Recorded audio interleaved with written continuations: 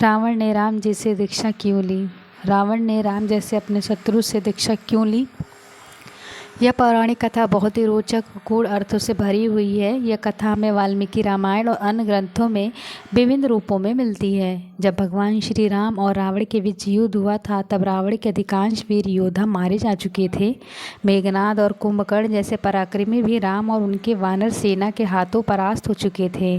रावण को ज्ञात हो गया था कि अब उसकी पराजय निश्चित है। रावण अत्यंत विद्वान था और परम शिव भक्त था। उसे यह भी ज्ञात था कि श्री राम कोई साधारण मनुष्य नहीं, बल्कि स्वयं भगवान विष्णु के अवतार हैं। मृत्यु से ठीक पहले रावण ने लक्ष्मण से कहा कि वे श्री राम से ज्ञान प्राप्त करते। उस समय लक्ष्मण ने संकोच किया तो स्वयं श्री राम ने लक्ष्मण को आदेश दिया कि वे रावण से नीति और जीवन से जुड़े गूढ़ रहस्य सीखें। रावण ने स्वयं श्री राम से दीक्षा ली इसलिए क्योंकि उसे अंत में यह ज्ञान हो गया है कि श्री राम केवल एक राजा ही नहीं, बल्कि स्वयं धर्म के प्रतीक हैं। मृत्यु के समय उसे आत्मबोध हुआ कि उसको समस्त शक्तियाँ विद्वता और तपस्या अहंकार में आकर व्यर्थ हो गई है। इसलिए उसने भगवान श्री राम के प्रति आत्मसमर्पण करते हुए उनसे ज्ञान प्राप्त किया।